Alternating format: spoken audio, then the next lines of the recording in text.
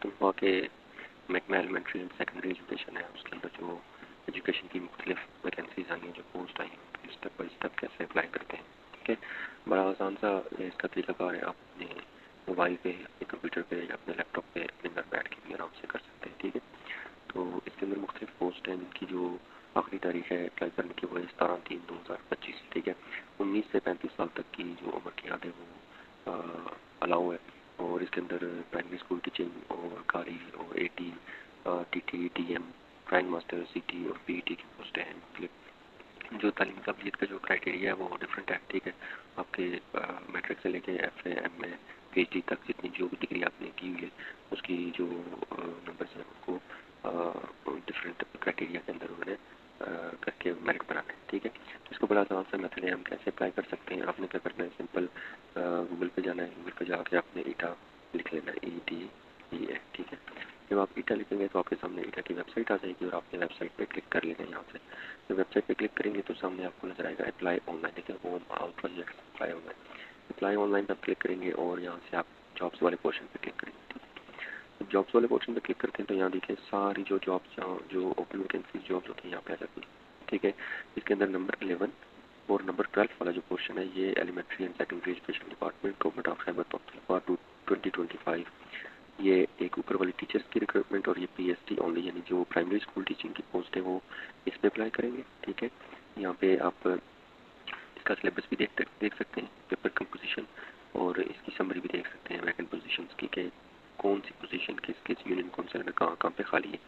और यहाँ से अप्लाई नाउ वाले बटन पे आप क्लिक करेंगे तो आपने यहाँ से अप्लाई करना है। ठीक है, और इसी तरह जो टीचर्स की रिक्रूटमेंट है, जो बाकी पोस्ट है उनके लिए आपने यहाँ से करना है, उनकी भी आपने वैकेंसीज की समरी देख सकते हैं, सिलेबस यहाँ से देख सकते हैं। ठीक है, और यहाँ से आप अप्लाई नाउ वाले बटन पे क्लिक करेंगे। ठीक है, तो चलते हैं, जब आप PST के लिए अप्लाई करेंगे तो आपने सिंपल यहाँ से अप्लाई नाउ वाले बटन पे क्लिक कर देना है।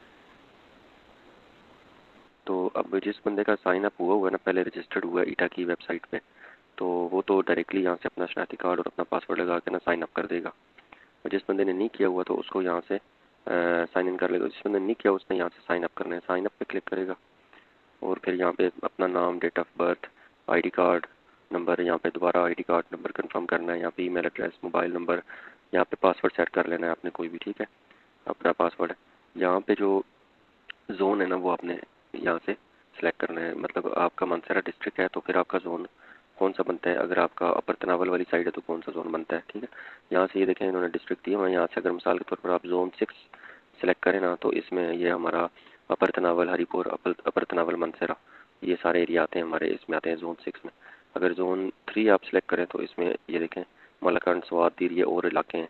और जोन 4 सेलेक्ट करेंगे तो इसमें फिर सारे और इलाके हैं।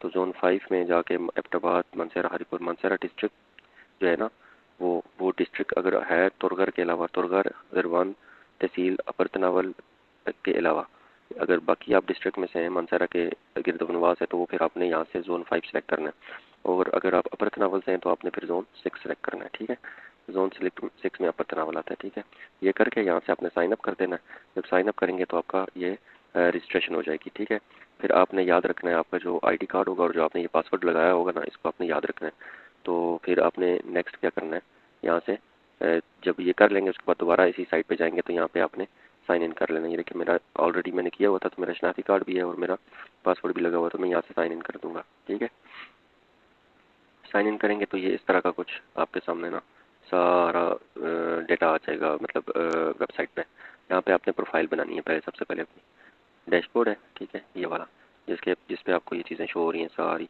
तो यहाँ पे आपने अपडेट प्रोफाइल करनी है।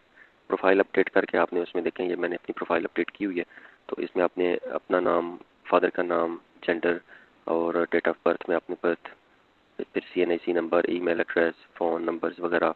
ठीक है, पोस्टल एड्रेस जहाँ पे आपने अपने डॉक्यूमेंट्स मंगवाने होते हैं वो, और परमानेंट एड्रेस जो आपका ID कार्ड पे होता है वो। और जोन 6 आपने पहले से लगाया हुआ है वो आ जाएगा। मैरिटल स्टेटस शादीशुदा नहीं है, ठीक है, वो आप कर दें। और ये प्राइवेट, ये नीचे वाला जो इन्फॉर्मेशन है, ठीक है, ये आप दे सकते हैं उनको। ठीक है, मसलन ये है हिफ्ज़ कुरान नहीं हूँ मैं तो मैंने नो किया हुआ है। अगर मैं भी काम गवर्नमेंट में कर रहा हूँ तो मैंने गवर्नमेंट सेलेक्ट करनी है, नॉन गवर्नमेंट है या प्राइवेट है तो प्राइवेट सेलेक्ट करनी है। टेस्ट सिटी सेंटर आपने अपना कर लेना है। डिसेबिलिटी आप मतलब माजूर है नहीं है तो नो कर दें। नेचर ऑफ, फिर इसको ऐसे कर देंगे यहाँ से आंसर के। एज रिलैक्सेशन, आप अगर 35 साल से ऊपर हैं तो आप यस करें, नीचे हैं तो आप नो करें। बैचलर डिग्री आपकी कौन सी है, 16 साल की है, 14 साल बीए किया हुआ है आपने, या कौन सी है तो आपने वो करनी है, ठीक है। तो इसी तरह ये चीज़ें, ये ब्लड ग्रुप वगैरह ज़रूरी नहीं है, और फादर का ऑक्यूपेशन भी ज़रूरी नहीं है, अगर आप करना चाहें तो कर सकते हैं, ठीक है। तो ये इसको मैं अपडेट कर देता हूँ, ठीक है। तो यहाँ से जब मैं नेक्स्ट पे जाऊँगा, ओके किया और नेक्स्ट पे जाऊँगा, तो फिर वो कह रहा है कि अपनी यहाँ पे एजुकेशन डालें, तो मैंने ऑलरेडी डाली हुई है एजुकेशन, ठीक है। तो आप ये अपनी एजुकेशन डाल सकते हैं यहाँ पे, ऐसे एड एजुकेशन करेंगे, यहाँ पे सिलेक्ट डिग्री, कौन सी डिग्री आपकी, डिग्री का टाइटल क्या है, नाम क्या है, रिजल्ट डेट कौन सी थी, कौन सी यूनिवर्सिटी कौन से बोर्ड से की है, कितने नंबर लिए हैं, टोटल नंबर कितने थे, और आपका ग्रेड कौन सा बनता है, ठीक है। वो जब आप सेव करेंगे एजुकेशन में तो इस तरह का सामने आ जाएगा, ठीक है। फिर आप दूसरी अपनी मैट्रिक के बाद एफएससी की कर लें यहाँ से, ठीक है। एफएससी करके सारा डिटेल्स डाल के फिर सेव कर दें। उसके बाद फिर आपने बीए की कर देनी है, बीए की सारी डिटेल्स डाल देनी है। अगर आपने एमए किया तो फिर आपने दोबारा से एमए की सारी डिटेल्स डाल देनी है इधर, ठीक है। फिर सेव एजुकेशन कर देना है। अगर आपने बीएस किया हुआ तो आपने यहाँ से फिर बीएस की डाल के ऐसे सारा ये 1 बाई 1 सारा इस तरह एडअप होता जाएगा यहाँ पे, ठीक है। उसके बाद आपने एक्सपीरियंस वगैरह अगर आपका है कोई तो वो डाल दें, ठीक है। नहीं है तो आप छोड़ दें। ट्रेनिंग्स आपने कोई ली हुई है तो आप डाल दें, नहीं है तो छोड़ दें। पिक्चर जो है वो आप यहाँ से डाल सकते हैं, लेकिन पिक्चर के लिए ये कह रहे हैं कि आपको ना वेबसाइट की जो गूगल प्ले स्टोर है वो आपको ओपन करना पड़ेगा, ठीक है। तो वो अगर आप प्ले स्टोर मोबाइल पे कर रहे हैं तो वहाँ से तो आप आसानी से कर सकते हैं, अगर इस पे कर रहे हैं अपने कंप्यूटर पे कर रहे हैं तो वहाँ से फिर मुश्किल होगा आपका, लेकिन उसकी कोई इतनी मसला भी नहीं है, ज़रूरी भी नहीं है आई थिंक। जब ये सारा आपको हो जाएगा तो फिर उसके बाद आपने क्या करना है, अप्लाई करना है, ठीक है।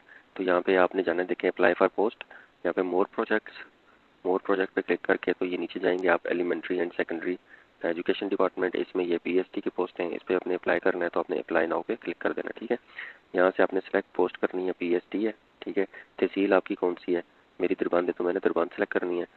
यूनियन काउंसिल कौन सी आपकी, तो यहाँ से आपने दराशन आया, मेरी दराशन आया तो मैंने दराशन आया सेलेक्ट कर देनी है। जिनकी दरबान निका पानी अपनी अपनी कर देंगे, मेरी दराशन आया मैंने कर दी, ठीक है। ये करने के बाद मैंने इसको यहाँ से अप्लाई कर देना है, ठीक है। ये कह रहा है यहाँ पे कि जो आप फीस है वो कैसे पे कर सकते हैं, तो यहाँ से इसके बाद चलान जनरेट होगा, तो वो चलान जो है आप या तो यूबीएल ओमनी, इजी पैसा, एजेंट या ऐप के थ्रू भी आप कर सकते हैं, जेस कैश के थ्रू भी आप कर सकते हैं। मतलब आपके पास अगर मोबाइल के अंदर ऐप है तो आप खुद भी पेमेंट कर सकते हैं, ठीक है। तो यहाँ से मैं अप्लाई कर दूँगा।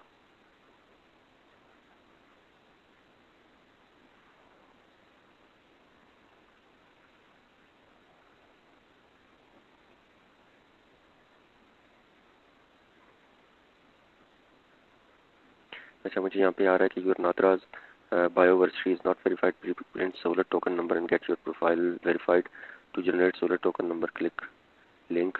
मैं देखता हूँ ये क्या कह रहा है, ठीक है।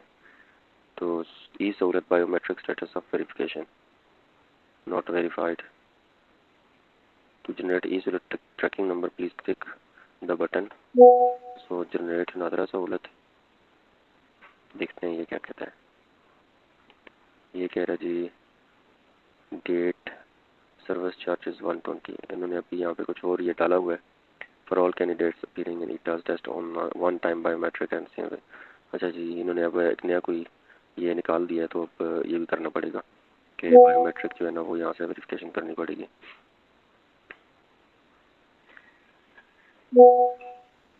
तो ये टोकन नंबर आपने यहाँ से जनरेट कर देना है, इसको आपने यहाँ से डाउनलोड कर देना है, ठीक है। कह रहे for all candidates appearing in ETEA's test one time biometric and CNIC verification through NADRA's Bioverisys system is must now print the slip and visit nearest Nadra e-Sahulat franchise along with printed e-Sahulat token slip and original CNEC and get your profile verified. After verification from Nadra e-Sahulat, log into your profile on ita website and apply for any post.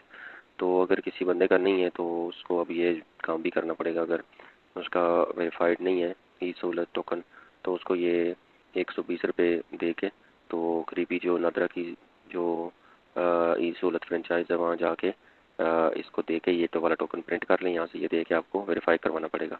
तो अभी मेरा नहीं है, जब मेरा हो जाएगा verify तो फिर मैं यहाँ से पोस्ट पे अप्लाई करूँगा तो अप्लाई हो जाएगा, ठीक है। बस ये सारा प्रोसीजर है। और जो बाकी पोस्ट है ना दूसरी वाली, जब आपकी एक बार प्रोफाइल आपकी बन जाएगी तो आप दूसरी बार आराम से ये ऊपर वाली जो पोस्ट है टीचर्स की रिक्रूटमेंट की वो भी अप्लाई कर सकते हैं यहाँ से आराम से, ठीक है। उसके लिए आप यहाँ से फिर सीटी के लिए कर रहे हैं, सीटी करेंगे, डीएम के लिए, पीईटी के लिए, टीसीटी का जो भी पोस्ट है आपने सबके लिए करनी है, तो 1 बाय 1 आपने करते जाना है, ठीक है। और सबका अलग अलग आपने फ़ी पे करनी है।